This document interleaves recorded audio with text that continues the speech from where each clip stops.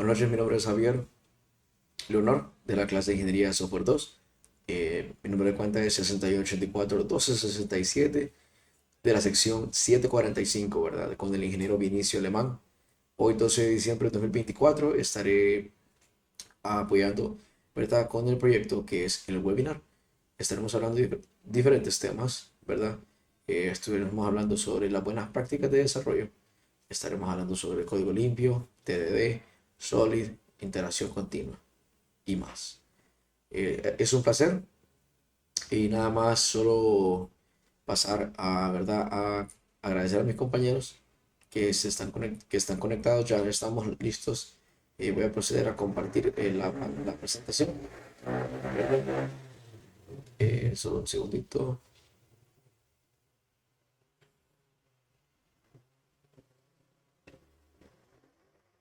Que voy a proceder a compartir la presentación. To share screen. Creo que es share window. Y voy a compartir lo que es esta pantalla de la presentación. Perfecto. Ya estamos compartiendo. Eh, Solo regalarme un segundito aquí. Ok, perfecto. Ya estamos listos. Entonces ya estamos compartiendo por lo que veo. Entonces ya estamos listos. Muchas gracias una vez más a Stephanie Ríos, Derek Pineda, a Miguel García, César David Soto, José Cruz, Adrián Oliva y Cristian Castellanos. Muchas gracias. Voy a proceder a empezar.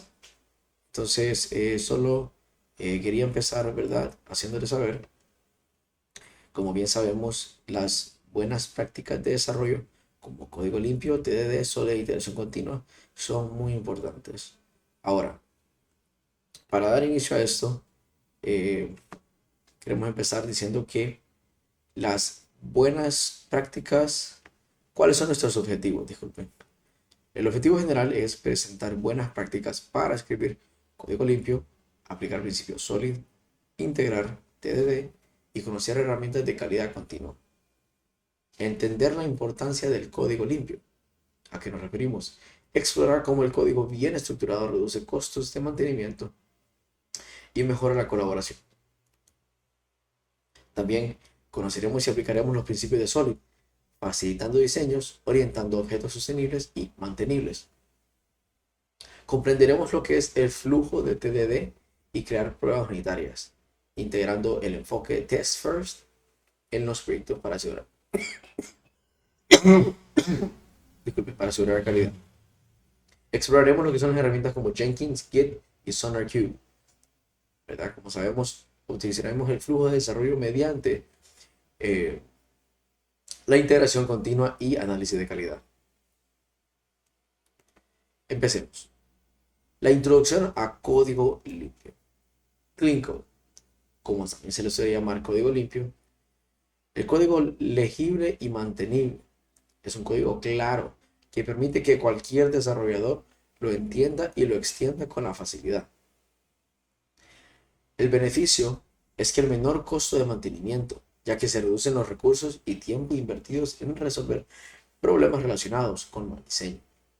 La facilidad para nuevos desarrolladores. ¿Por qué? Porque incorporar nuevos miembros al equipo simplifica al contar con un código bien estructurado. Evitar la deuda técnica. El código limpio minimiza problemas a largo plazo derivados de decisiones rápidas o correctas. Ahora, ¿qué es Clean Code o código limpio? Clean Code es un conjunto de principios y técnicas y prácticas destinadas a crear código fuente más legible, mantenible y comprensible para otros desarrolladores a largo plazo. ¿Cuáles son los principios de Clean Code? Legibilidad, simplicidad, funciones y clases pequeñas, evitar duplicación de código, pruebas automatizadas y uso consistente de convenciones. Empezaremos con las primeras dos, legibilidad y simplicidad. Ahora, cuando nos hablamos de legibilidad, nos referimos a el código debe ser fácil de leer y entender. Esto implica nombres de variables, funciones y clases descriptivas y coherentes. Código con una estructura lógica, clara, evitando anidamientos excesivos. Comentarios solo cuando son realmente necesarios, manteniendo el propio código la mayor parte de la documentación mediante nombres adecuados y una organización lógica. ¿Por qué simplicidad? Ya que se busca la menor complejidad posible. Evitamos la sobreingeniería. Preferimos soluciones sencillas frente a implementaciones rebuscadas que añadan poca o ninguna ventaja o relevancia. Las funciones y clases pequeñas. Las funciones deberían hacer solo una cosa y hacerla bien. Las clases deberían ser pequeñas y enfocadas a una sola responsabilidad, siguiendo el principio Single Responsibility Principle, o mejor conocido como SRP. Evitamos la duplicación de código, ya que reutilizamos componentes, extraemos funciones o métodos auxiliares y aplicamos el principio de DRY, Don't Repeat Yourself.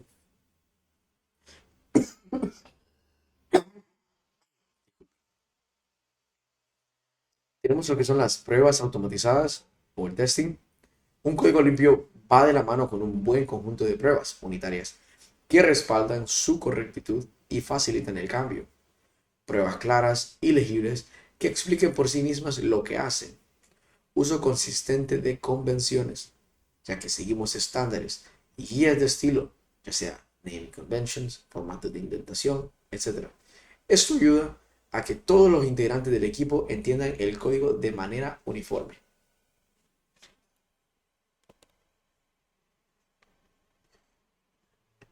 Solo estoy revisando que sí se está grabando. Perfecto. Entonces, como mencionaba, ok, perfecto. Como mencionaba, tenemos diferentes factores. Ahora, quiero que vean un ejemplo de Clean Code.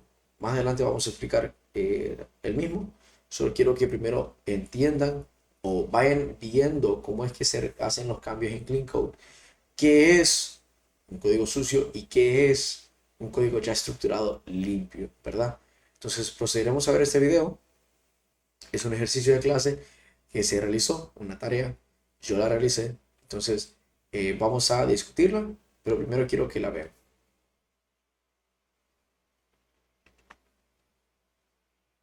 Buenas, buenas noches. Mi nombre es Javier Honor, de la clase de Ingeniería de Software 2. Básicamente estaré hablando, discutiendo el ejercicio de la tarea. Estaremos lo que es viendo código sucio versus código limpio, ¿verdad? Lo que trataremos de enfocarnos en este día es básicamente el código sucio del lado de lo que son los prefijos y miembros, asignación de mentales, nombres de las clases, nombres de los métodos, no exceder al atractivo, las abreviaturas y simetrías, ¿verdad? Entonces, primero que todo, quería enseñarles lo que es la versión de código sucio, ¿verdad? Que en este caso, aquí nos aparece, aquí lo tengo. Como miramos, la clase está nombrada como BK, que a simple vista no se me dificulta, sí se entiende y lo logro entender qué es lo que trato de explicar, que es un libro por la abreviación, pero no es tanto la abreviación, sino cuando sigo continuando leyendo el código, veo que dice título, páginas, autor. Entonces, al ver eso, yo estoy viendo, yo hago asimilanza de qué es lo que está en la clase, de qué se trata la clase, ¿verdad? Pero a simple vista, tengo que seguir leyendo el código y a simple vista, a primer ojo, no puedo entender, no puedo asimilar, hacer referencia a qué es, ¿verdad? También tenemos, continuando con el código, tenemos lo que son este public void, que es lo del, eh, la impresión de los detalles, básicamente la impresión del libro, cuando ya se llama. Tenemos lo que es la class program. Y aquí básicamente lo que estamos haciendo es la creación, el añadido de un nuevo libro. Como vemos aquí dice var my book y llamamos otra vez la clase book para guardar la información y ponemos mybk.title igual a el nombre del libro, igual, llamamos a la clase, punto página, aquí tenemos la página, como se mira en public int pages. Lo logro entender que es páginas porque yo le hago referencia a eso, ¿verdad? Aquí también tenemos lo que es el mybkout. Entonces, básicamente yo sé que es título, página, autor, pero no está bien redactado realmente en el ejercicio, el código sucio. No me da a entender bien qué es lo que yo quiero transmitir. Sí lo entiendo, pero se me dificulta, me atrasa. Eh, También podemos ver que ya pasándolo a código limpio, observamos que siempre llamamos a la clase book sin ningún problema, pero llamándolo como tal, el nombre completo, book, ¿verdad? No solo la abreviatura, disculpe, de VK. Luego, en lo que es continuando con el código, llamamos el public string title getSet, que es para escritura y lectura. Lectura, ¿verdad? Get y set, escritura. De las clases que vamos a ver más adelante. Entonces, cambiamos lo que es el public void print details para una lectura más fácil, el cual es book details printer. Básicamente yo con eso ya entiendo que son los detalles, la información del libro, eh, en este caso para mostrarlo, ¿verdad? Entonces aquí volvemos a llamar a la clase book para seleccionar lo que es el libro. Aquí en el console write tenemos el title, lo que es el título del libro, y volvemos a llamar a la clase book y volvemos a llamar dentro de la clase book tenemos la sección title del string. Entonces aquí estamos haciendo el llamado y el console write básicamente lo que está haciendo es imprimiendo el nombre del libro, el título del libro, ¿verdad? Al igual, lo mismo con pages book.pagecount. Como vemos, quitamos las abreviaturas. Aquí también, aquí en la parte de class programs, miramos que eh, básicamente lo que estamos haciendo aquí es agregando la información de un libro nuevo. Entonces ingresamos lo que es un var, my book, ¿verdad? Y ponemos igual a new y llevamos otra vez la clase book para almacenar la información. Entonces aquí lo que hacemos es especificamos dentro del title cuál sería lo que es el nombre, el page count, que sería la cantidad de páginas, el autor, quién sería el autor. Cerrando ya eso, entramos en lo que es a la parte final, lo que es la impresión. Eh, Bar printer, lo que llamamos a New Book Details Printer. Básicamente aquí estamos agregando la información al Book Details Printer para que cuando printer.printMyBook la información ya esté colocada para básicamente solo imprimirla, ¿verdad? Entonces, ¿qué es lo que logramos con este código, con esta limpieza? Logramos mayor legibilidad, ya que los nombres básicamente son más descriptivos, ¿verdad? Aparte de eso, también logramos que la organización esté más entendible, esté más organizado, sea más fácil la responsabilidad de imprimir y se ha separado básicamente la parte de impresión a un, a una clase independiente, ¿verdad? También tenemos lo que son la disminución de las asignaciones mentales, ya que el código es más conciso y fácil de seguir, agregándole una mayor legibilidad, ¿verdad? También las abreviaturas y simetrías las corregimos y pusimos el nombre de las clases y métodos tales como son. Entonces, solo para recapitular, las clases aquí serían el book, aquí, book, details, printer y program, ¿verdad? Esos son los nombres de las clases, el cual no están abreviadas, sino que ya están colocadas de la manera correcta, el cual hace mejor asimetría a la lectura. También tenemos lo que es los métodos como tales, también están llamados y escritos de la mejor forma. Espero haya sido entendible. Muchas gracias. Buenas noches.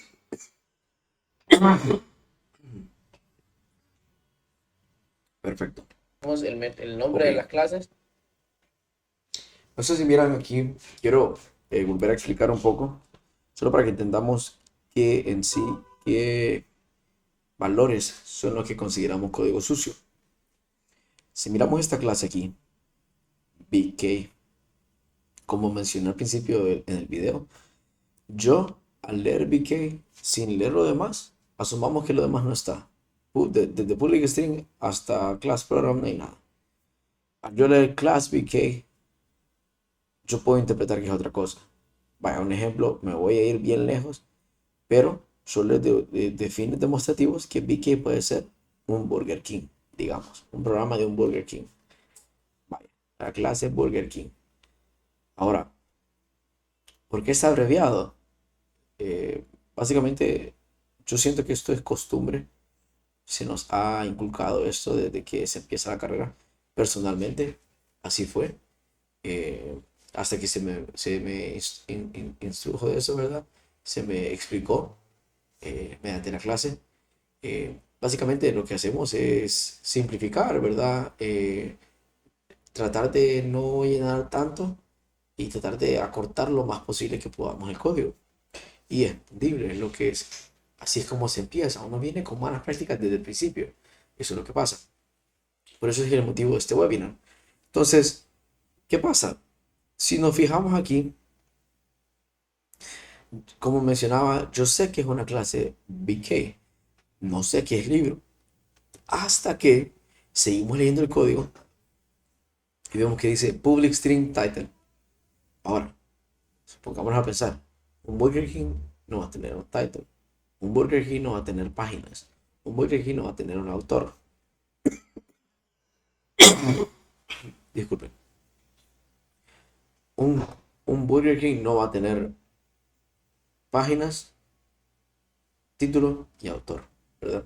Entonces, cuando mediante leemos el código, nosotros nos damos cuenta de qué se trata la clase. Nosotros estamos asumiendo, ¿verdad? De qué se trata la clase. Ahora, ¿cómo podemos nosotros ahorrarnos este tiempo de análisis? Porque uno podría decir, ah, pero solo tomó 2 segundos, un segundo. Sí, pero es trabajo extra. Digamos que usted no está concentrado, uno está en otros pensamientos y uno lee y solo empieza a programar, uno se puede equivocar. Entonces, no es el hecho de si está fácil de entender a través del código, sino que no está bien estructurado, no está bien nombrado desde el principio, el cual mentalmente nos ayuda a comprender más rápido. Inconscientemente nosotros sabemos de qué se trata. Entonces, ¿cómo lo solucionamos? Bien sencillo. Las clases las nombramos como son. En este caso, ¿qué es? Es un libro. Entonces ponemos class book y mismo que la anterior. Public string, el título del contador de páginas y el autor, ¿verdad? Básicamente eso es lo más abreviado, lo más encerrado que les puedo enseñar, solo para que me estén siguiendo, ¿verdad? Entonces, eso es lo más básico, se podría decir. Pero es como les digo, para que ustedes ya estén teniendo lo que es un sentido de lo que se trata o de qué es lo que yo quiero dar a explicar, ¿verdad? Entonces tengo otro video de otro ejercicio que se realizó en clase de tarea. Este otro ejercicio igual lo realicé yo mismo y este es un poquito más extenso, no me equivoco. Disculpen, estaba un poco enfermo. Pero, volviendo al tema, quiero que lo analicemos y prestemos mucha atención. Buenas noches, mi nombre es Javier, de la clase de Ingeniería de Software 2. Estaré lo que es explicando la diferencia del código para la tarea de la clase, la diferencia del código sucio y código limpio. Estaré dando una breve explicación, ¿verdad? Primero que todo, empezando por este lado, quiero que veamos aquí. Lo que va a estar de este lado va a ser el código sucio y lo que va a estar de este lado es básicamente lo del código limpio. Ya está estructurado de esa forma. Entonces, en este caso, del lado, del lado del código sucio tenemos que básicamente podemos observar. Déjame ver si lo puedo dar zoom aquí. Solo un segundito. Zoom. Podemos observar que tenemos lo que son el nombre de las empleados. Lo tenemos etiquetado como emp. En todos los empleados, nuestra lista de empleados tenemos emp, ¿verdad? Al igual aquí, de este lado, tenemos emp en el código limpio. Básicamente eliminamos esa abreviación y lo ponemos como tal, el nombre de lo que es, ¿verdad? En este caso es el nombre del nuevo empleado y se agrega la variable en sí es new employee, el nombre y el salario, claro. Entonces también tenemos lo que es en este en este ejemplo tenemos lo que es código zombie y quería empezar con lo que es clicando en lo que es la variable tags. Tenemos esta situación por el cual es código zombie, porque básicamente luego ya cuando estamos usando código limpio, explicamos de una manera clara, que es calculate tags, ¿verdad?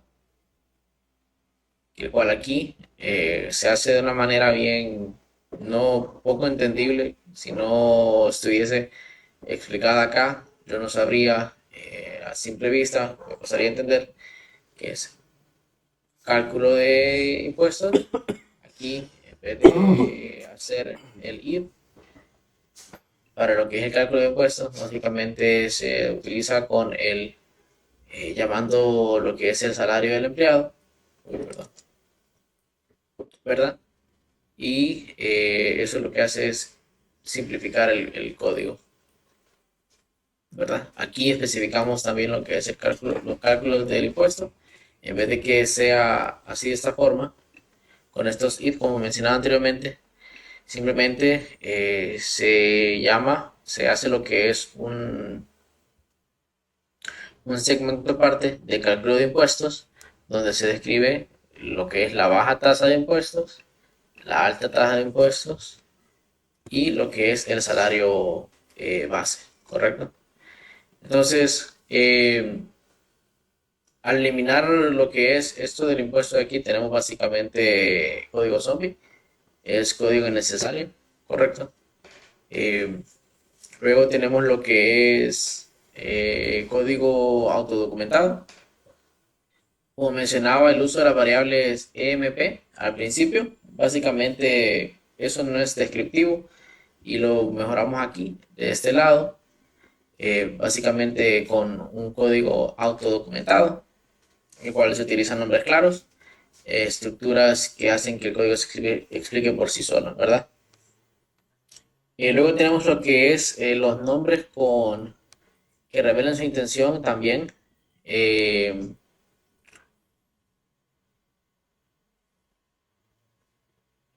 Como mencionaba anteriormente, se representa al empleado con el nombre completo y no abreviado. Entonces, así hacemos referencia a una lista de empleados. De igual forma aquí en el D, en el string, tenemos D, pero ¿a quién me hace referencia? ¿Verdad? En este caso se elimina, ya que ahora trabajamos en el código limpio, básicamente con objetos employee, en lugar de separar manualmente las cadenas, ¿verdad? Lo mismo con sal, de salario. Aquí lo usamos de una forma más, eh, un nombre más adecuado a lo que se está realizando para que sea fácil de entender en un futuro. Tenemos salary, ¿verdad? En vez de poner sal, y lo vemos también, como ves, se cambia en todas las partes necesarias y Básicamente eso sería el tercer punto. Como cuarto punto tenemos lo que es evitar la desinformación, ¿verdad? La desinformación y distinciones sin sentido. En este caso no hay una distinción clara entre las diferentes responsabilidades, disculpe, del cálculo de impuestos y el manejo de empleados. Ya aquí, en el código limpio, podemos observar, separa responsabilidades, separa la clase de employee, es la que se encarga de los datos del empleado, ¿verdad? Y el método Calculate Tax, que está aquí, el cual se encarga del cálculo de impuestos. Entonces eso hace que el código sea más legible y claro, ¿verdad? Más fácil de entender. También tenemos lo que son los nombres que se puedan pronunciar y buscar. Anteriormente, como mencioné anteriormente, las variables, muy importante. Las variables como EMP y D son difíciles de buscar y carecen de claridad. Básicamente no me están explicando nada. Se puede interpretar de otra manera. Employee se puede, EMP se puede identificar como empleo, no como empleado.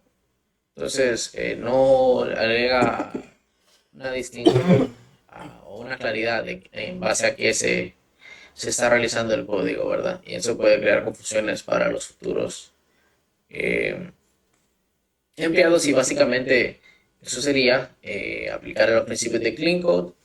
Como vimos, aplicamos lo que es el código zombie, removimos lo que son el código zombie, código innecesario, código autodocumentado, utilizamos lo que son los nombres que revelen sus intenciones para que sea más fácil de entender, evitamos la desinformación y, ¿verdad? Usamos nombres que puedan pronunciar y buscar, ¿verdad?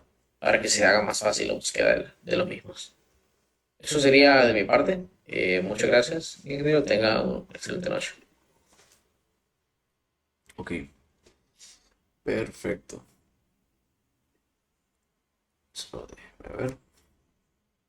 Perfecto. Ok, este ejercicio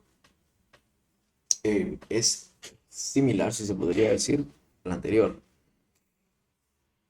Como vemos, en este caso las clases ya no están mal nombradas. Lo que pasa con este ejercicio es que, al igual que el anterior, al momento de nombrar, en este caso, estamos nombrando dentro de la lista, estamos creando una lista, ¿verdad? De nuevos empleados. ¿Qué es lo que pasa?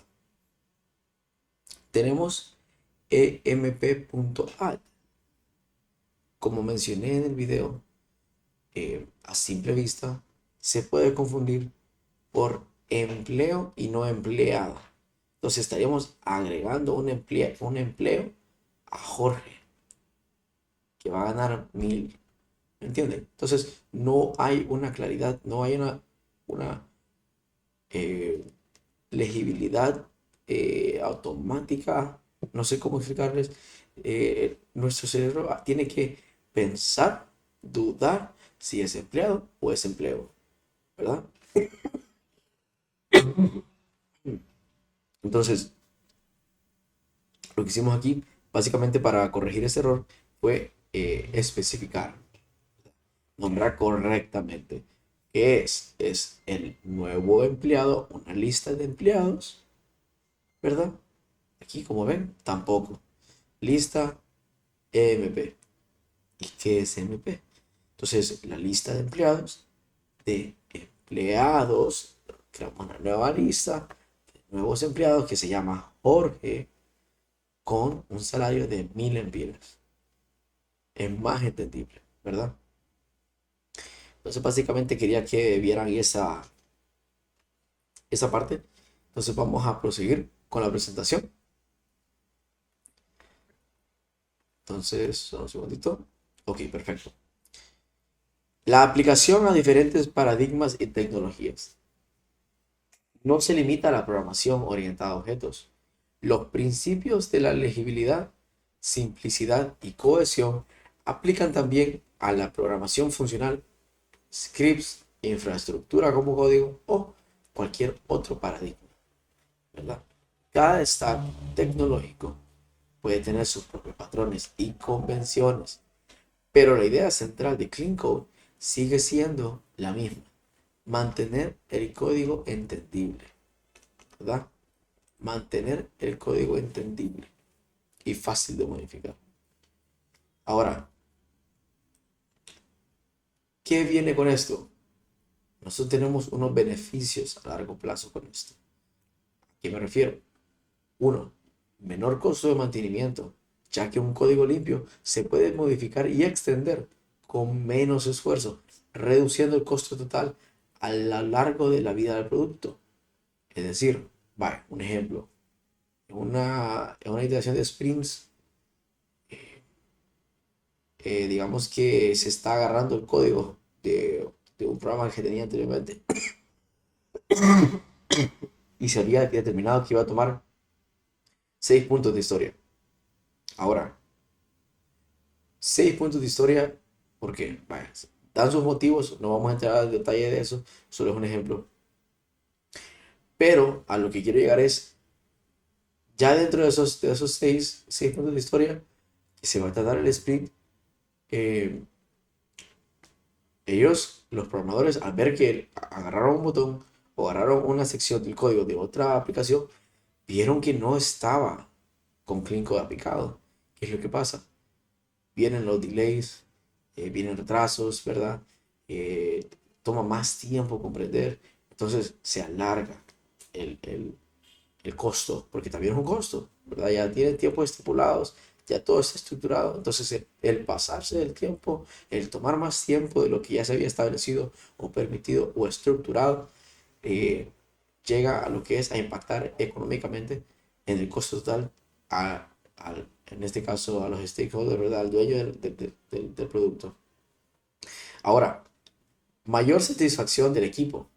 Los desarrolladores disfrutan trabajar con código que es fácil de entender, lo que a su vez mejora la moral del equipo y disminuye la rotación. Esto siento que es muy cierto. No me ha pasado personalmente, pero, digamos, yo siendo nuevo en una empresa, veo que el código está bien estructurado y es fácil de entender. A mí me gustaría estar ahí, porque veo que sí tienen una estructura correcta, trabajan ordenadamente, trabajan limpiamente, ¿verdad? Con eh, eh, buenas enseñanzas dentro de sus empleados, ¿verdad? Entonces, en cambio, yo trabajase en una empresa en la cual el código fue escrito hace 10 años, el cual no fue aplicado Clean Code, y yo ocupo modificar un factor, una parte de ese código y usarlo para otro y no está tampoco comentado, me va a costar, me va a costar. Y ahí vienen los dolores de cabeza, ¿verdad? Entonces, otro de los beneficios que tenemos a largo plazo son la más agilidad. Ser ágil no solo es responder a cambios, sino hacerlo con un código que permite adaptarse sin miedo a romper funcionalidades no relacionadas, ¿verdad? Entonces, tengo tengo otro video que me gustaría mostrárselos, es sobre Clean Code. Este video nos hará entender, ¿verdad? Clean Code en sí. Lo voy a adelantar para que puedan ver desde el área que quiero que analicen, quiero que entiendan, quiero que vean.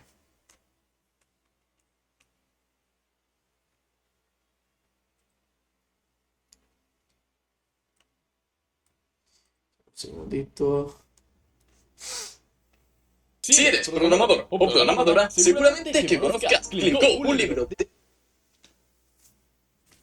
Existe una única definición al respecto, ya que son varios los autores que han dado su propia definición y han hecho hincapié en que no existe una verdad absoluta, aunque si quieres algo más certificado, a mí algo que me encanta pensar es que al fin y al cabo escribimos código para la persona. Tú puedes escribir el código más sucio del mundo que no se entienda nada y con unos nombres de variables horribles que el ordenador lo va a entender. Sin embargo, el tú, dentro de unos meses, que tenga que reescribir ese código, o simplemente otra persona del equipo que tenga que seguir construyendo el archivo que tú has empezado, no va a entender absolutamente nada. Y por eso a mí me gusta definir el clean code como un código que puede ser perfectamente entendido por otra persona sin ningún tipo de problema. Es decir, un código elegante, robusto, mantenible, escalable y que hace lo que tiene que hacer de una forma correcta y eficiente. Para medir la calidad de tu código, el autor propone la utilización de una unidad de medida denominada los WTF por minuto. Es decir, si alguien coge tu código y le escuchas, pero ¿esto qué coño es? Cada 2x3, seguramente sea porque el código de mucha calidad no es. Con propósito de mejorar esta calidad y aprender a escribir un código limpio, a lo largo del libro lo que se ven son un montón de pautas, técnicas y metodologías a seguir si lo que queremos es mejorar nuestra forma de escribir código. Para empezar, el naming. Si queremos escribir código limpio, hay que escribir buenos nombres para las variables. Esto significa que nuestros nombres deben ser informativos e entendibles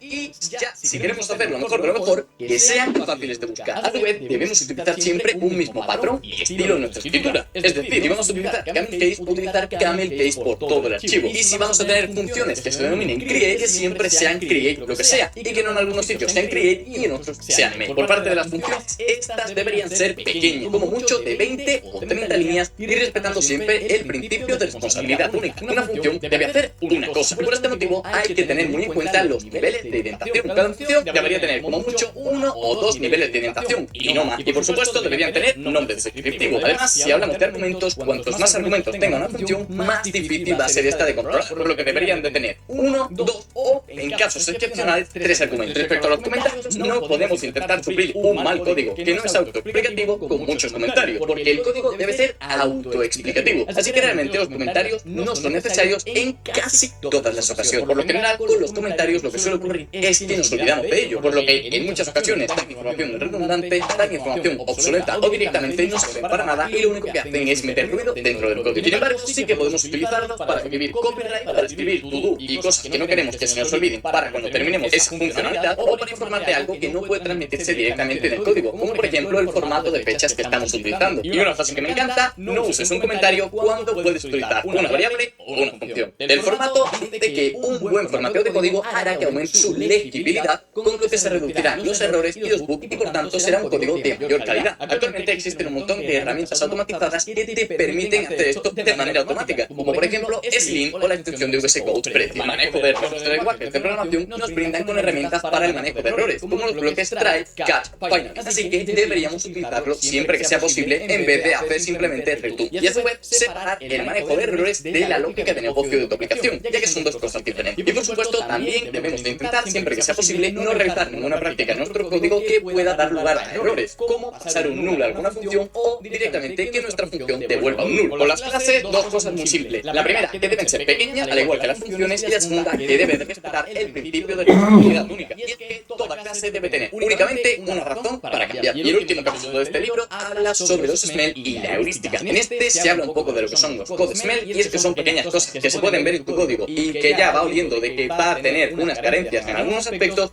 pero que no son ningún tipo de verdad absoluta. Se habla, por ejemplo, de funciones con muchos argumentos, de comentarios obsoletos, de código muerto o de mezclar lenguajes de programación en un mismo archivo. Esto ha sido tan solo un intento de resumir este libro de más de 400 páginas en menos de 7 minutos. De verdad que te recomiendo encarecidamente que le eches un ojo al libro o que al menos busques otros resúmenes en internet, ya que debido al corto tiempo al que he debido ajustarme, hay muchas cosas que se han quedado en el tintero. Aquí te hice transcribir las prácticas más básicas y lo que yo creo que a mí me hubiese gustado encontrar si hubiese buscado un resumen de Clean Code en primera instancia, ya que vas a aprovechar muchísimo mejor el nombrar correctamente tus variables y a lo mejor te dé algún principio para aprender a encapsular correctamente tus objetos, ya que dentro de lo que cabe es un concepto más avanzado. He querido traerte las prácticas que en el momento que finalices puedes aplicarlas en tu código y ver resultados directos. Claro está que todas estas prácticas no son ninguna verdad absoluta, y es que al fin y al cabo no son más que la aplicación de intentar siempre crear un código más escalable, más reutilizable y que respete los principios sólidos. Estas son las buenas bases de cualquier código de calidad. A mí esto es algo que me fascina, que estoy aprendiendo muchísimo y que me ha cambiado por completo la forma de programar, sobre todo una vez que empecé a trabajar como backend o como ingeniero. Piensa si esto encaja contigo, aplícalo y ves si tienes datos directos en la calidad de tu código y reduces la cantidad de WTFs por minuto y dime qué te parece en la sección de comentarios. Si el vídeo te ha gustado, no olvides compartirlo, darle like, suscribirte y comentar, que es un simple gesto y me ayudas un montón. A su vez, sí.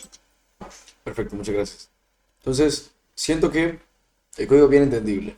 El concepto es bien entendible, ¿verdad? Uy, disculpen. Entonces, antes de entrar al siguiente punto, solo quería tocar unos tips, ¿verdad? Entonces, tips, comentarios extra agregando a lo de Clean Code antes de salir del tema. Eh, ok, el Clean Code debería ser en pocas palabras para que podamos comprender y ya encapsular para poder iniciar ya con lo siguiente. Tiene que ser simple y sencillo. Tiene que seguir los principios de KEYS. En otras palabras, keep it simple. Keep it simple, stupid. Entonces, un código bien escrito debe tener la menor complejidad posible en lo absoluto para que pueda ser fácilmente comprendido. Tiene que tener los principios de DRY. El código DRY es don't repeat it, don't repeat yourself. No lo repitas, ¿verdad? En español. Entonces, este concepto lo que quiere decir es básicamente que si ya lo has insertado en alguna parte, si ya utilizaste esto en alguna parte del código, no debe volver a implementarse en lo absoluto. Porque estaríamos entrando a la repetición de código. Tiene que ser eficiente. Un código está programado para cumplir un objetivo, como ya sabemos, ¿verdad? Así que asegurarse de que la función funcione, valga la redundancia, de la forma prevista, la forma que nosotros queremos. Como dijeron en el video, tiene que ser elegante, ¿verdad? Tiene que ser tener esa atención al detalle, ya que el programador tiene que crear un código de forma cuidadosa, un código funcional, un código que desde el principio se pueda dar mantenimiento, ¿verdad? Y si no se puede dar mantenimiento a un código creado, puede traer grandes repercusiones y lentitud para comprender lo que es lo que estábamos hablando. Atención a los comentarios. Esto es algo muy importante que se nos remarcó bastante. El ingeniero remarcó bastante con nosotros. No era permitido los comentarios y a la vez tiene sentido, como le dijeron en el video. ¿Para qué el comentario? Si básicamente el código, lo que queremos con Clean Code es que el código sea fácil de comprender, fácil de analizar, que el código hable por sí solo en pocas palabras, que sea autocomprendible. ¿Me entiende? Entonces, ¿me entienden? Entonces, tener el detalle ese con los comentarios también. El motivo del cual los comentarios no se recomiendan mucho es porque, como mencionaron en el video, los comentarios se realizan, digamos, yo tengo 5 años trabajando para la empresa, yo fui el pionero, el que creó todo el sistema de la empresa, y yo dejé comentarios de hace 10 años, vaya, 10 años empecé. ¿Qué pasa? Vengo yo, tengo que hacer una modificación, cambio el código, pero el comentario se me olvidó borrarlo. ¿Qué es lo que pasa? Entonces, el comentario puede llegar a ser código zombie, ¿verdad? Porque queda ahí inservible, está desactualizado, ya no está válido, está estorbando, genera ruido. Entonces, solo tener esas precauciones, ¿verdad?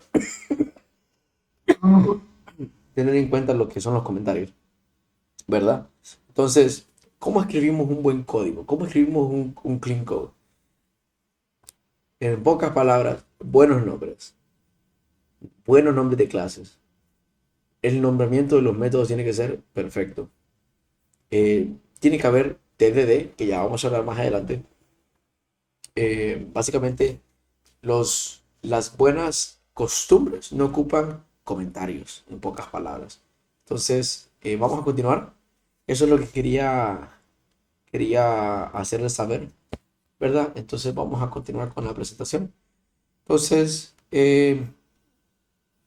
para continuar, eso lo estoy configurando aquí, ok. TDD, Test Driven Development. ¿Qué es Test Driven Development? Es un desarrollo guiado por pruebas, es decir, una metodología de desarrollo de software en la cual las pruebas se escriben antes de la implementación del código funcional. El proceso típico de la TDD se resume en el ciclo Red, Green y Refactor. Uno es el Red. Escribir una prueba unitaria que defina el comportamiento deseado para una función o componente sin tener todavía la implementación. Como no existe la funcionalidad, la prueba fallará, ¿verdad? El green, en este caso, se implementa el código mínimo necesario para que la prueba pase con éxito. El objetivo es hacer que la prueba cambie de estado de fallido, de rojo, a exitoso, verde, de la forma más simple posible, ¿verdad? Entonces también tenemos lo que es el refactor, el número 3. Una vez que la prueba pasa, la prueba, perdón, una vez que el código pasa a prueba, se procede a refactorizar el código, mejorando la estructura, legibilidad, mantenibilidad, sin alterar el comportamiento ya validado por la prueba, ¿verdad? Luego tenemos lo que son los beneficios de TDD. Comenzamos con el primero, diseño más claro. Al escribir primero las pruebas, se piensa en la interfaz y el comportamiento antes de implementar la lógica, lo que suele llevar a diseños más simples y coherentes, menos errores y regresiones. Las pruebas actúan como una red de seguridad, verificando la continuidad del comportamiento del código, lo que reduce la probabilidad de introducir fallos con cambios futuros, ¿verdad? Como siguiente punto tenemos lo que es la retroalimentación inmediata.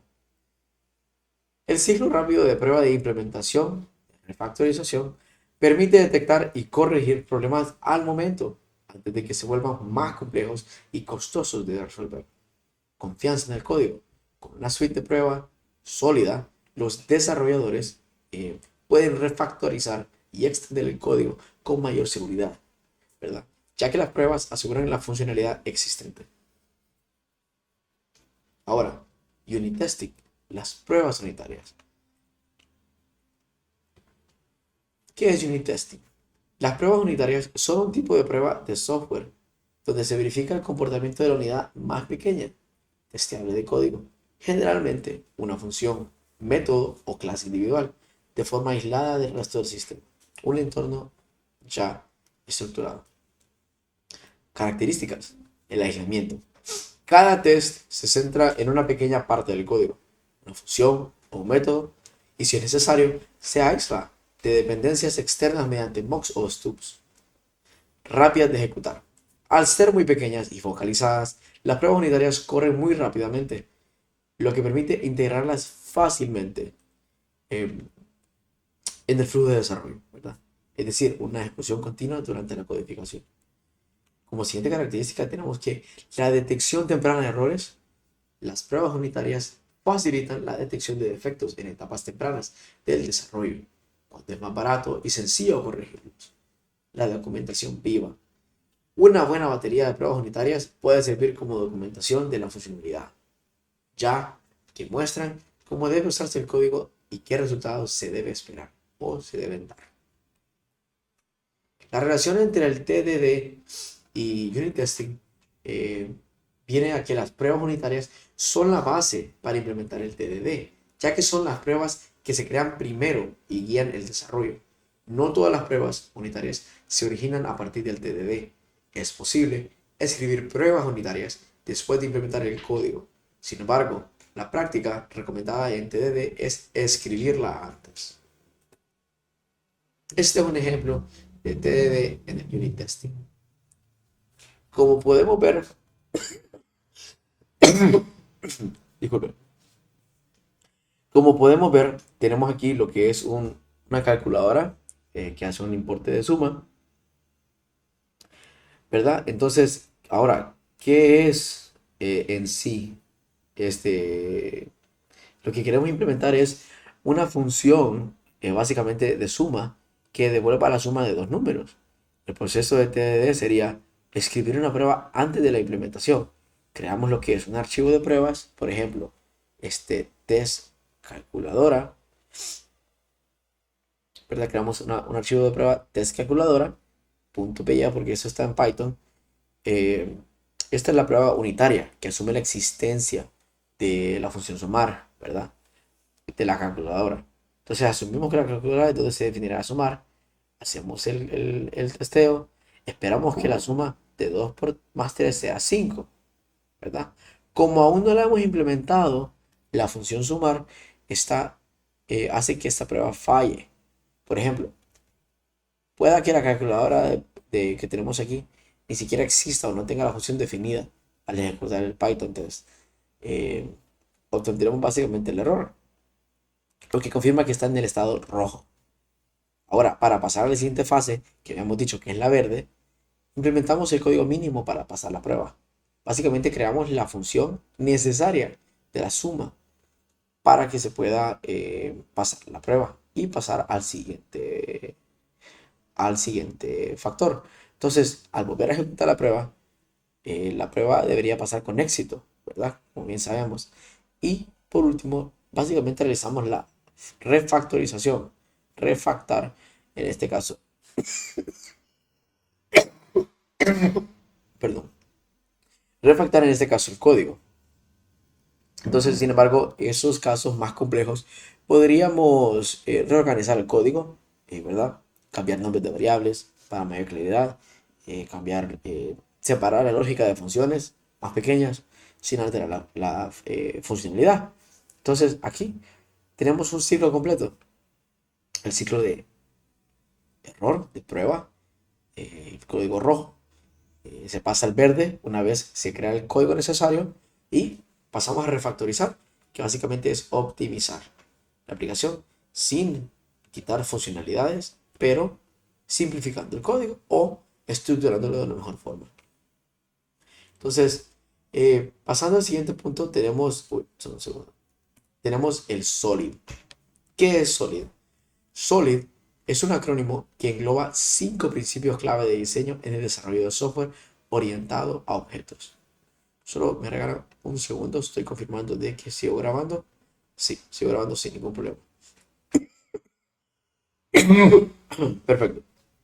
Entonces, como comentaba, un segundito aquí. Perfecto. SOLID es un acrónimo que engloba 5 principios, de los cuales son S, Single Responsibility Principle. Ahora, ¿qué es? Es una clase o módulo que debe tener una sola razón para cambiar. El ejemplo sería class order void calculate total, guardar a la base de datos. El ejemplo del después sería el class order se calcula el total y se envía la orden a un repositorio donde el repositorio se envía una clase repositorio de la orden a una clase de orden donde esa misma guarda en la base de datos. El O, que es Open Close Principle. La definición de eso sería que las clases deben estar abiertas a extensiones, pero cerradas a modificación.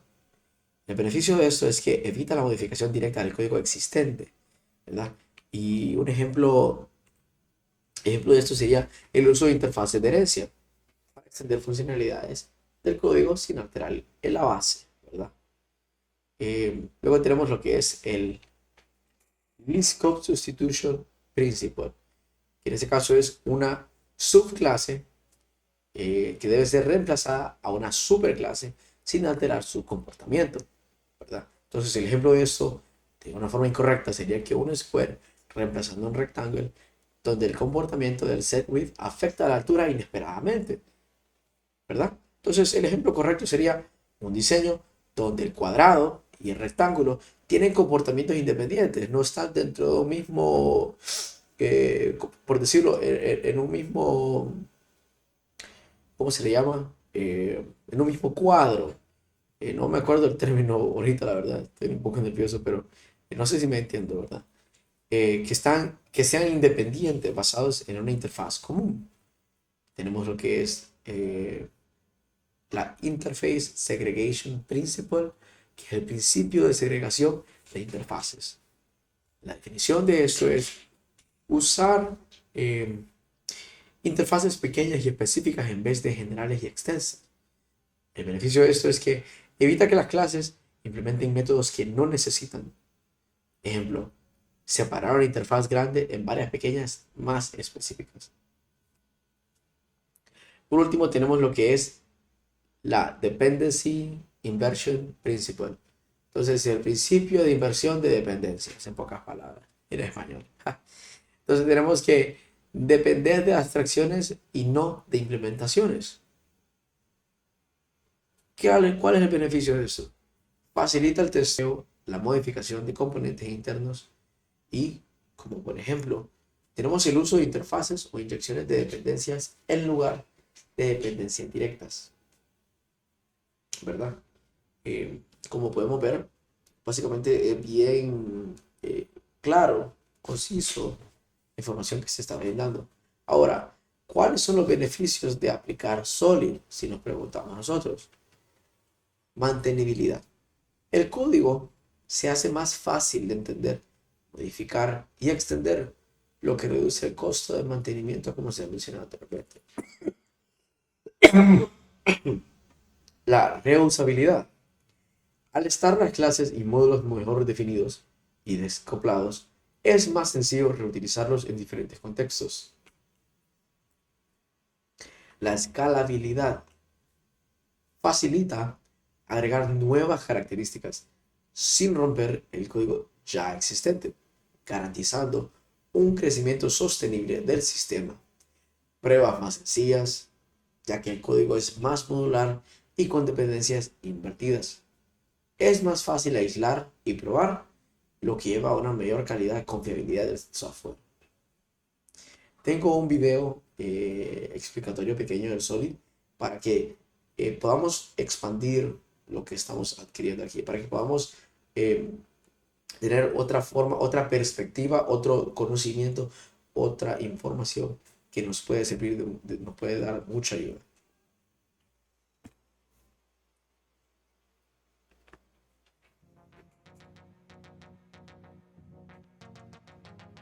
Aprender a programar es fácil. Variables, tipos de datos, operadores, condicionales, ciclos, son como las matemáticas de colegio. Sin embargo, escribir código limpio, con buenas prácticas, mantenible y escalable, esa es otra cosa. Por eso las buenas prácticas son una de las principales diferencias entre un junior y un senior. El junior busca que el código funcione. El senior también busca que sea mantenible en el futuro. Y entre los recursos más importantes para escribir código limpio están los principios SOLID. Si has escuchado el término pero nadie te lo explicó bien, este es el video que buscabas porque en español nadie explica mejor que The Team. Pero antes de continuar te cuento que muy pronto cumpliremos 8 años desde que The Team nació en octubre, pero ha cambiado desde entonces. Hoy aparecen nuevas plataformas de educación online cada día, pero tú sabes que desde el día 1 The Team se diferenció por ser la plataforma que explica mejor. Y eso es todo lo que importa. No seremos los más grandes ni los que más dinero tienen en el banco, pero somos los que explican mejor.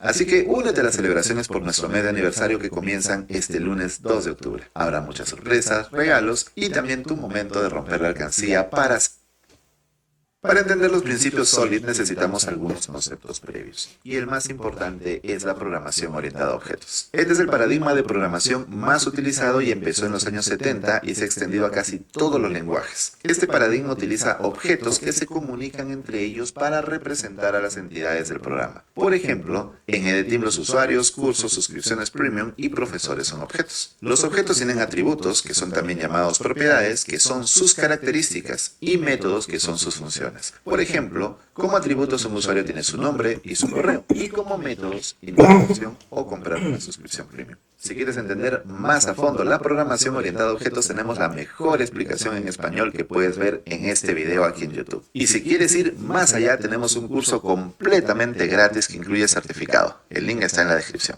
Otro concepto que también es parte de la programación orientada a objetos son las clases. Y es que los objetos se crean a partir de plantillas llamadas clases, que son como el plano de una casa, a partir del cual se pueden construir muchas casas.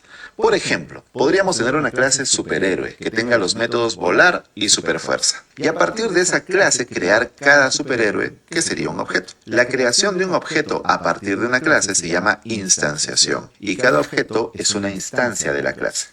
El siguiente concepto son los pilares de la programación orientada a objetos, que son los fundamentos, obviamente. El primero es la abstracción, que consiste en extraer las propiedades más importantes de un objeto del mundo real para llevarlo a una clase. Por ejemplo, en el caso de los superhéroes, extrajimos la capacidad de volar y la superfuerza. Número 2, encapsulamiento, que es el proceso de proteger la información de un objeto para que no sea manipulada sin autorización. Número 3, herencia, y es que una clase hija hereda atributos y métodos de una clase padre. Por ejemplo, a partir del nombre superhéroe podemos crear clases hijas como superhéroe con poderes, donde estaría Superman, y superhéroe sin poderes, donde estaría Iron Man.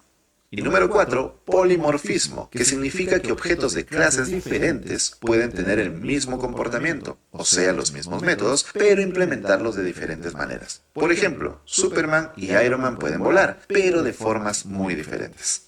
Otro concepto que debes comprender antes de entrar a Solid son las interfaces y los clientes. Las interfaces están muy relacionadas con el polimorfismo. ¿Te acuerdas que Superman y Iron Man pueden volar pero de formas diferentes? De ahí viene polimorfismo, varias formas de hacer lo mismo. Pero este polimorfismo trae el riesgo de tener código inconsistente. La forma de volar de Iron Man con una estructura de código, nombre y argumentos diferentes a la de Superman. Y si luego creamos otro superhéroe volador, crearemos una estructura diferente para que vuele, complicando cada vez más el código. Para evitarlo, usamos las interfaces, que son contratos que definen el nombre de los métodos y los argumentos que reciben, pero no especifican cómo implementar el método. Ese es problema de cada clase. Un ejemplo sencillo de entenderlo es el timón de un auto. Si lo giras a la derecha, el auto gira a la derecha. Cada fabricante de autos puede tener su propia tecnología de conducción, pero deben cumplir con el contrato de darle al conductor un timón. En el caso de los superhéroes, creamos una interfaz volador que Superman y Iron Man deben respetar. Como en el ejemplo del timón del auto, a la interfaz no le interesa cómo vuela Superman ni cómo vuela Iron Man, solo que respeten el contrato.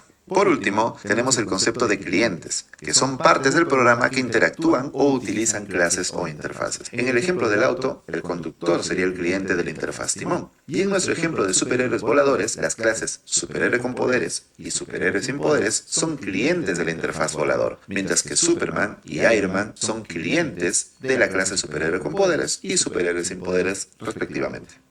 Ahora ya estamos listos para comprender los principios SOLID. Como te dije al inicio de este video, los principios SOLID nos ayudan a escribir código limpio, mantenible y escalable. Un libro muy famoso para aprender a escribir código limpio es Clean Code de Robert C. Martin, que todo programador debería leer. Ten en cuenta que los principios para escribir código limpio no se limitan a SOLID, sino que hay muchos más que podremos ver en otro video. En el caso específico de SOLID, la palabra SOLID en realidad no significa que tu código sea sólido o robusto, como podrías pensar, sino que no significa nada. Es tan solo un acrónimo con las iniciales de los principios en inglés para que podamos recordarlos. La S de principio de responsabilidad única, la O del principio de abierto y cerrado, la L del principio de sustitución de list scope, la I del principio de segregación de interfaces y la D del principio de inversión de dependencias. 4 de estos principios fueron desarrollados por Robert C. Martin, uno de Clean Code, ingeniero de software muy famoso que recibió el apodo cariñoso de Tío Bob o Uncle Bob por la comunidad de desarrollo de software por su figura de mentor y guía. Mientras que el tercero fue desarrollado por Barbara Liskov, una reconocida ingeniera de software norteamericana. Ten en cuenta que en este video te explicaré los principios SOLID de la forma más didáctica posible, y si quieres ir más a fondo y aplicar SOLID en un proyecto real, tenemos el curso de SOLID y arquitectura hexagonal en Editing, y tienes el link en la descripción.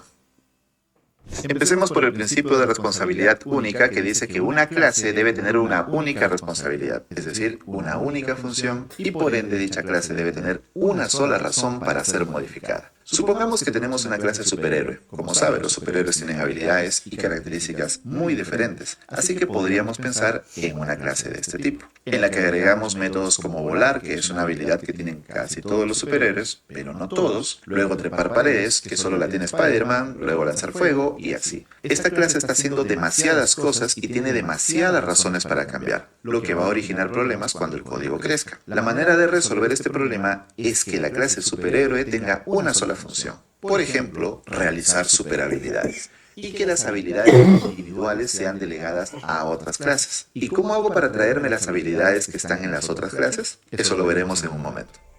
¿Eres estudiante de instituto, colegio o universidad?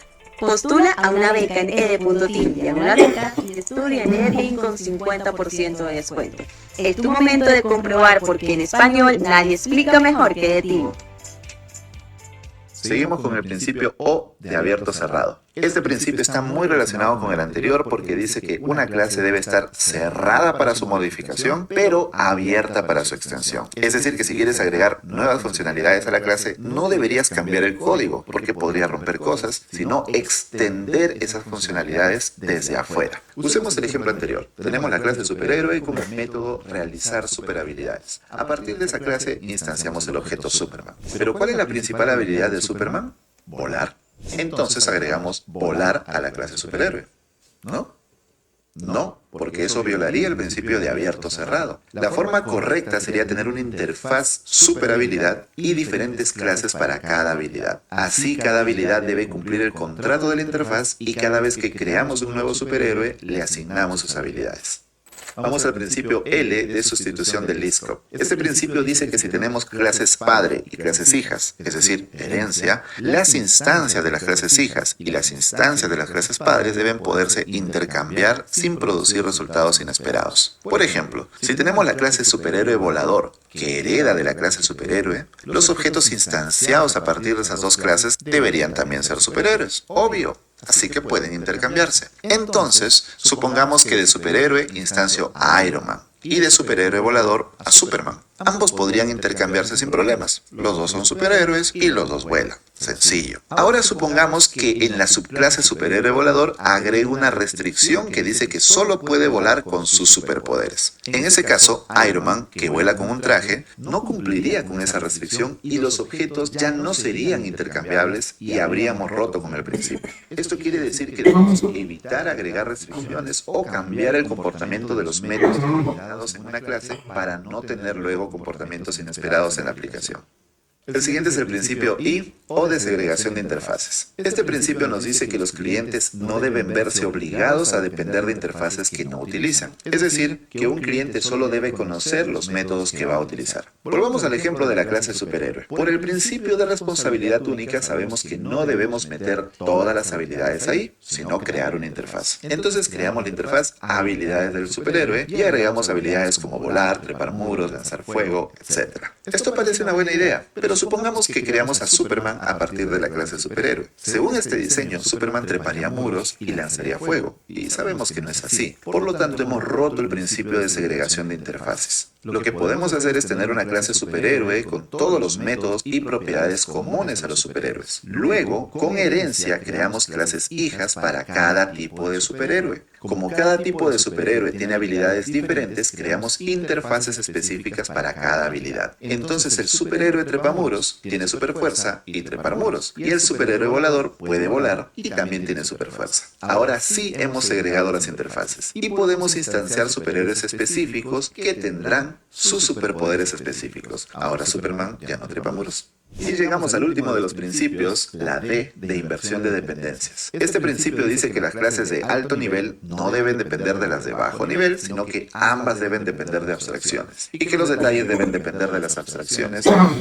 Para entender esto que suena un poco a trabalenguas, imaginemos la clase de Avengers, que es de alto nivel porque requiere las clases Iron Man y Cap, que son las de bajo nivel. Lo que nuestro sentido común nos diría es que dentro de la clase de Avengers llamemos a las clases Iron Man y Cap para formar a los Avengers. Pero esto sería un error, ya que si luego queremos agregar a Hulk tendríamos que modificar la clase de Avengers. Y esto viola el principio de abierto y cerrado, ¿te acuerdas? Cerrado para su modificación, pero abierto para su extensión. Lo que haremos es usar la interfaz Avenger que tiene el contrato que deben seguir todos los Avengers. Y por su lado, The Avenger recibe las instancias de los superhéroes a través de la interfaz. Por eso, a esta técnica se le conoce como inyección de dependencias, ya que la clase, en vez de traer a las dependencias, en vez de traer a Iron Man o al Cap, recibe esas dependencias desde afuera a través de la interfaz. Ahora ya entiendes qué son los principios SOLID y cómo funcionan. Recuerda que si quieres ir más a fondo escribiendo tu código y creando un proyecto real con estos principios, toma nuestro curso SOLID y Arquitectura Hexagonal en Editing. Es un paso obligatorio en tu camino para convertirte en programador senior. También recuerda que este lunes 2 de octubre comienzan nuestras actividades por nuestros 8 años. No te las pierdas. Y si no sabías qué son los principios SOLID, hoy lo aprendiste en Editing.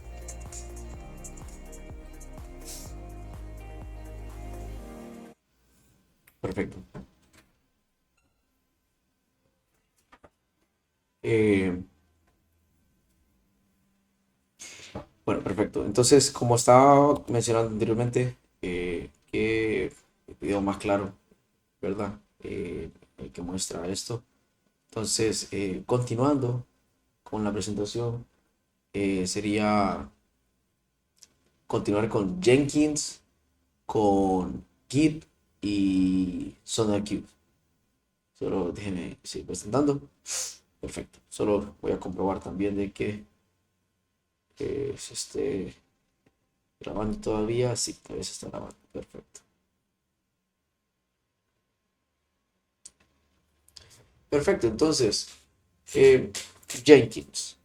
Jenkins es una herramienta de integración continua, CI, y entrega continua, CD, open source. Se utiliza para automatizar parte del proceso de desarrollo de software, como la compilación, el testeo y el despliegue de aplicaciones, integrándose con una amplia variedad de tecnologías y lenguajes. Disculpen. El Jenkins tiene la funcionalidad de permitir configurar los jobs o pipelines que, al detectar cambios en el repositorio de código, ejecutan automáticamente una serie de pasos: builds, test, análisis de código, despliegue de servidores, etc. Ahora, ¿cuáles son sus ventajas? Jenkins ayuda a encontrar errores más rápidos y acelera lo que es la entrega de funcionalidades nuevas, garantizando que el software liberado cumpla criterios de calidad de forma consistente.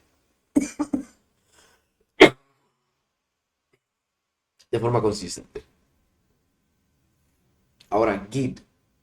Git, en lo contrario, es un sistema de control de versiones distribuido, utilizado para el seguimiento de cambios del código fuente durante el desarrollo del software. ¿Cuál es su característica principal?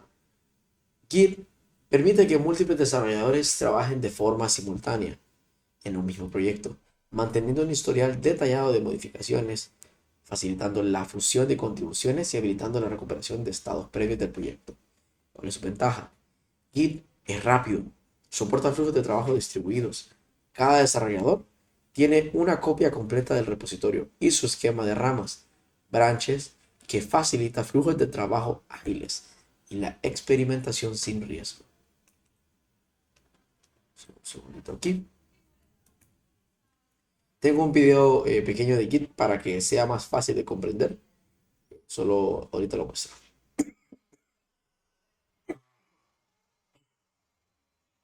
Git es un sistema que da seguimiento a los cambios que ocurren en un conjunto de archivos. No lo entendiste, ¿verdad? Ok, solo observa estos archivos de aquí. Déjame editar uno de ellos. ¡Boom! Git ha detectado un nuevo cambio. Y eso es, Git te permite administrar todos los cambios que ocurran dentro de un conjunto de archivos o directorio. Esto significa que no más dolor de cabeza guardando archivos como versión final.zip. Ya casi lo tengo, solo me compila el main.rar. Versión final, esta vez si lo dice bien Julio Profe de 10. .tar. A esto formalmente se le conoce como un sistema de control de versiones. Y claro, Git no es el primero, pero digamos que ha sido el más popular. También pensarás que esto solo es útil para nosotros, los programadores. Pero no, existe el sistema de control de versiones para todos los usuarios en general, algunos como los que te muestro en pantalla. Así que sin duda puedes echarle un vistazo. Bueno, también hay una manera de hacerlo con Git, pero no entiendo nada de esto, no lo sé. Bueno, estamos aquí para aprender la base de Git, así que antes de empezar, asegúrate de quedarte hasta el final y suscríbete activando la campanita para que no te pierdas ningún video nuevo. Me ayudará mucho a seguir creando contenido para ti y para mi gato.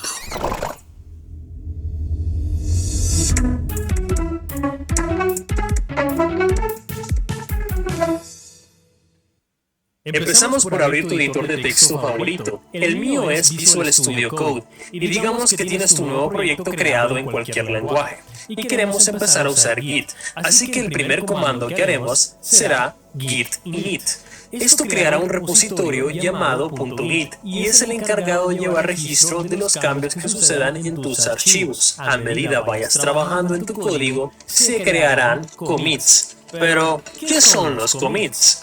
Imagínalos como una captura o fotografía de tu código, en donde en cualquier momento podrás regresar en el tiempo a cualquier captura que hayas tomado. A esto se le conoce como commits. Entonces, siempre que estés listo para agregar nuevos cambios en tu código, puedes agregar un commit utilizando git add seguido de un punto. Esto agregará los cambios actuales que tengas. O también puedes utilizar git add seguido de -a. Esto agregará todos los cambios que sucedan, incluyendo archivos eliminados. Y ahora tus archivos quedarán en una zona llamada staging. Y cuando tus archivos se encuentren aquí, significa que están listos para ser convertidos en un commit, ejecutando git commit -m y seguido de una descripción hablando acerca de tu commit. Y enhorabuena, has creado tu primer commit. Ahora tu commit se encuentra en la cabeza o head de tu rama o branch master. Pero ¿qué me estás diciendo? No me mezcles en inglés aquí. ¿Cómo que head, branch? ¿Qué es eso? Pues head es el término que se le da a la cabeza o al último commit que ha sucedido en una rama, y branch es traducido como rama en español y representa una cadena de commits. Y siempre que empiezas a trabajar con Git habrá una rama llamada master, que típicamente es el nombre que se le da a la versión estable de tu código. Pero, ¿qué pasa si más de una persona empieza a tocar mi código y quiere hacer cambios al mismo tiempo que yo estoy haciendo otros? Esa es la naturaleza típica del desarrollo de software, pero Git hace esto posible pudiendo crear más ramas mediante el comando git branch seguido de tu nombre de la rama, y puedes acceder a ella mediante git checkout y el nombre de la rama. Y ahora podrás trabajar en esta rama por separado y hacer todos los commits que quieras, sin afectar los archivos de la versión estable en la rama master. Pero en algún momento vas a querer unir tus cambios nuevos con la versión master, y a esta acción se le conoce como merge, lo cual para unir los cambios solo dirígete a la rama master con git checkout y ejecuta git merge y seguido del nombre de la rama. Y listo, las dos ramas se han unido. Una vez entiendes bien estos conceptos, podrás usar Git con mucha facilidad, y las ramas para ti serán como recorrer el camino de la serpiente como Goku.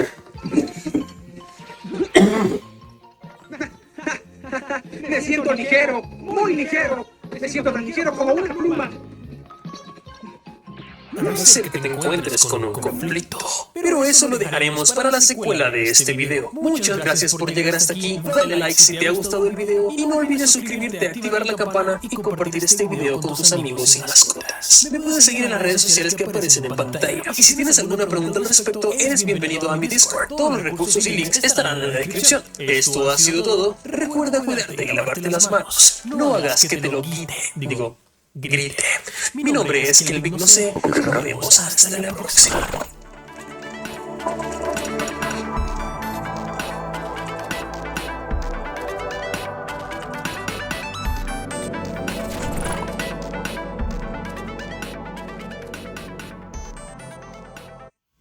Perfecto. Como pueden ver, este video básicamente habla de una forma muy resumida lo que estaba tratando de explicarles, ¿verdad? Ahora unos puntos de vista que quiero brindar es que Git permite realizar seguimientos, ¿verdad?, detallados de los cambios en los archivos mediante branches, como se menciona en el video. Se maneja lo que es la distribución, ya que el desarrollador tiene tiene una copia completa del repositorio, ¿verdad? Una copia completa del repositorio, incluyendo todo el historial que se ha realizado en el código. No depende de una conexión constante a un servidor central para la mayoría de las operaciones. Ahora, otra cosa que destaca Git es la velocidad. Las operaciones, como realizar commits, crear ramas, fusionar cambios, son excelentísimamente rápidas porque se ejecutan localmente. Otra cosa que quería destacar son las ramas y fusiones. Como mencionamos, las ramas son ligeras y fáciles de crear, lo que fomenta que haya flujos de trabajo, arreglos de roles y experimentos independientes que se crean con rapidez. Ofrece herramientas poderosas para resolver conflictos y fusionar cambios. Git es completamente compatible, disculpen, con las plataformas populares como GitHub, GitLab, Bitbucket, entre otras, que ofrecen básicamente herramientas adicionales eh, para la colaboración, integración continua y gestión de proyectos. En tema de la colaboración, facilita el trabajo en equipo al permitir que varios desarrolladores trabajen en las mismas áreas de un proyecto sin sobreescribir los cambios de otros. Los cambios se pueden revisar y aprobar antes de incorporarse al código principal. Ahora, en tema de seguridad, usa algoritmos hash SHA-1 para identificar de forma única cada cambio y garantiza la integridad del historial. Es multiplataforma. ¿Cuál es esa? Es una ventaja porque funciona en sistemas operativos como Windows, macOS y Linux, lo que hace accesible para todos los entornos de desarrollo. En tema de flexibilidad, admite múltiples flujos de trabajo como el modelo centralizado, el modelo de bifurcación y el de desarrollo basado en ramas. Ahora, Git también tiene una comunidad grande, ya que tiene soporte comunitario. Es una comunidad activa que proporciona documentación, tutoriales y herramientas adicionales para mejorar su uso.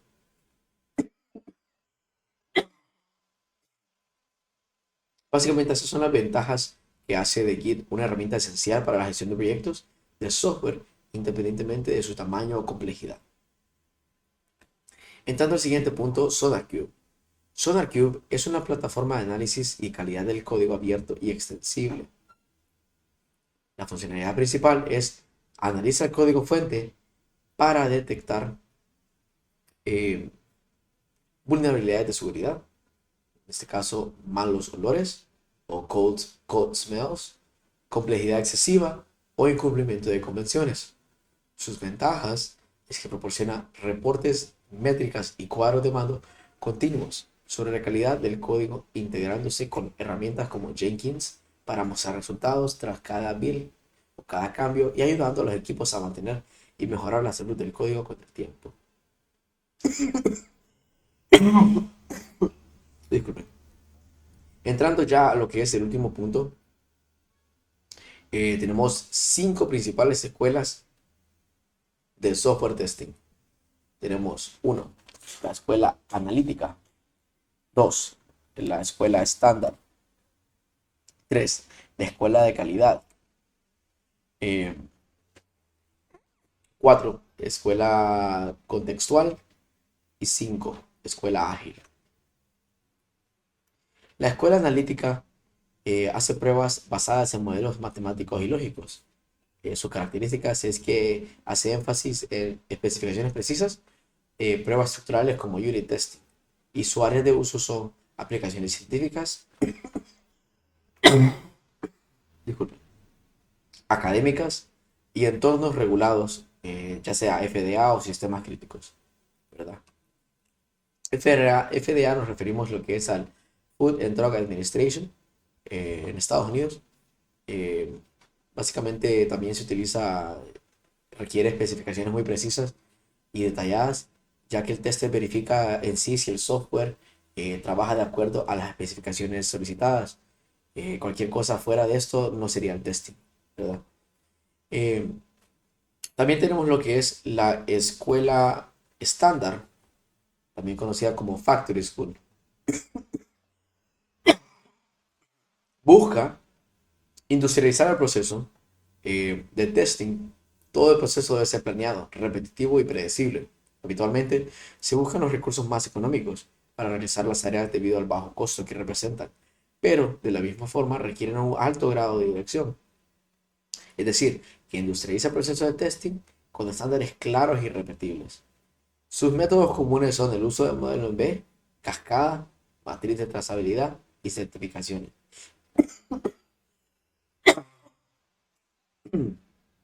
Sus áreas de uso son desarrollo de subcontratos, empresas de TI y gobierno. Entonces, este modelo funciona cuando se subcontrata el desarrollo de software y si las especificaciones están bien detalladas, se puede desarrollar en base a estas y en la fase de testing se define el grado de cumplimiento del contrato.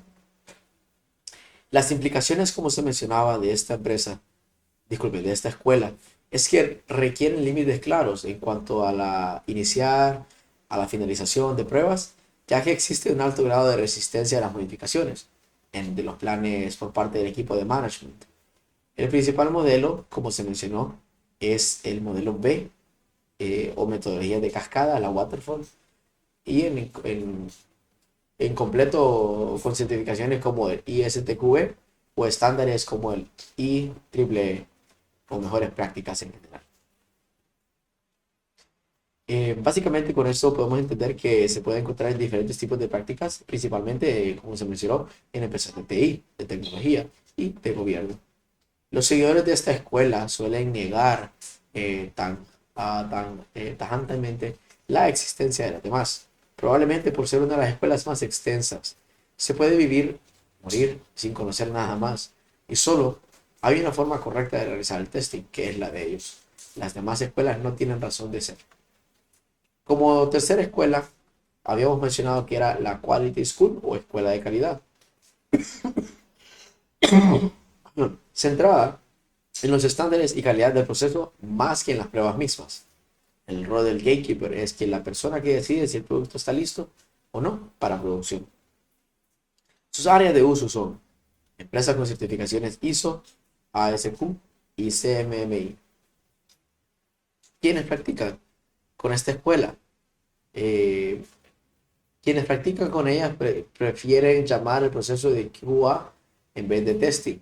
La administración toma el área de QA como un punto de forma de los procesos. Otra de las implicaciones de esta escuela es que puede llegar a sacar de sus casillas a los desarrolladores, ya que crea conflictos con el gatekeeper. Podría implicar tener que apegarse a seguir los procesos y las fechas de entrega sin importar nada, ¿verdad? En este caso implica, paréntesis, lo que son trabajar,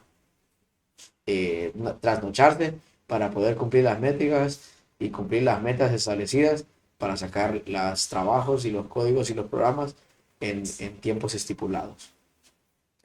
Uno de los problemas de esta escuela es que al final la interacción humana y el puesto de gatekeeper están sujetos a muchas presiones que no todo el mundo tolera.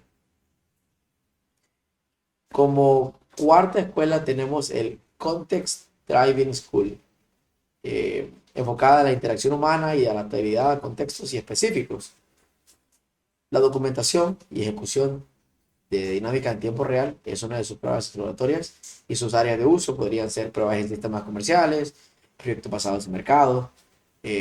Básicamente el Context Driving School o escuela contextual gira en 7 principios, siendo las principales el 3, la gente, la interacción entre ellas, ya que son las partes más importantes del contexto de cualquier proyecto, y el 4, los proyectos se desarrollan de forma impredecible. Algunas implicaciones de esta escuela es que los testers esperan siempre cambios en el proyecto. Se trabaja de una manera muy dinámica y las pruebas deben estar basadas en los resultados de las mismas pruebas. Se indica que las estrategias de pruebas deben ser determinadas con investigación de campo, y la investigación de prueba requiere estudio empírico y psicológico, es decir, que se enfoca más en las habilidades que en la práctica. Este tipo de prácticas pueden ser vistas en pruebas de sistemas comerciales, como se mencionó, y mercados. Uno de los problemas de esta escuela es que no tiene un modelo de formación definido, pero tiene una gran comunidad que apoya el aprendizaje. En ese caso, al fin de cuentas, lo que se busca es cómo colaborar en el proyecto, es más que definir el proceso. Entonces, tenemos diferentes puntos. El valor de cualquier práctica depende del contexto. Hay buenas prácticas en contexto, pero no buenas prácticas en sí como tal, no aplicadas. La gente y la interacción entre ellas son la parte más importante del contexto de cualquier proyecto. Los proyectos se desarrollan de forma imprescindibles. El producto es una solución si el problema no se resuelve. El producto no funciona. El buen software testing es un proceso intelectual desafiante y solo a través del juicio y habilidad ejercido de la forma cooperativa a lo largo de todo el proyecto somos capaces de hacer las cosas correctas en el momento adecuado para poner prueba efectivamente. Tenemos la última escuela, lo que es la escuela ágil o ágile, Agile School, tenemos que la definición es básicamente el testing integrado con el desarrollo mediante el TDD y la automatización. Sus pruebas principales son el unit testing, la integración y validación de user stories. Sus áreas de uso, consultoría de TI y desarrollo de producto ASP.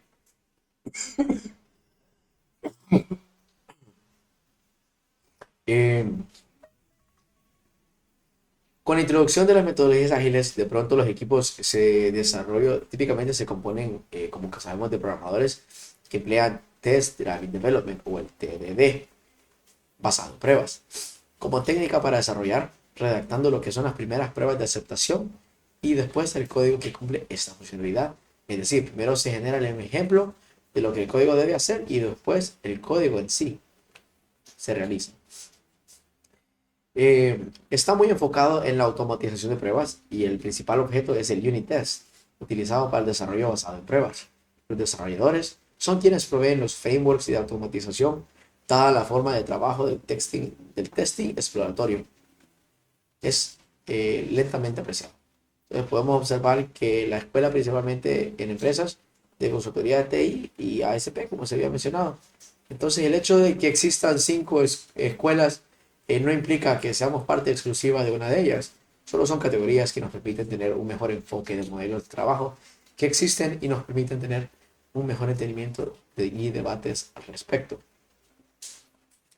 Y ya para terminar, podemos concluir con colaboración y adaptabilidad. Conocimos que al integrar principios y herramientas fomentan equipos más ágiles y efectivos. Las escuelas de testing, cada escuela aporta un enfoque útil según el proyecto y el contexto, al cual se dará su valor. Las herramientas modernas como Jenkins, Git, SonarQube potencian la calidad e interacción humana. Y las buenas prácticas y principios, tal como el código limpio, Solid y el TDD, son la base para un desarrollo sostenible. Muchas gracias por su atención. Este ha sido el webinar de hoy. Muchas gracias por haber atendido a los compañeros. Una vez más, me despido. Mi nombre es Javier Leonor, de la clase de Ingeniería de Software 2. Y comparto la lista de los alumnos que se conectaron a lo que es la sesión. Tenemos a Adriana Oliva, Cristian Castellanos, Derek Pineda, Abimelec García, Stephanie Ríos, José Cruz y César David Soto. Muchas gracias y tengan una feliz noche.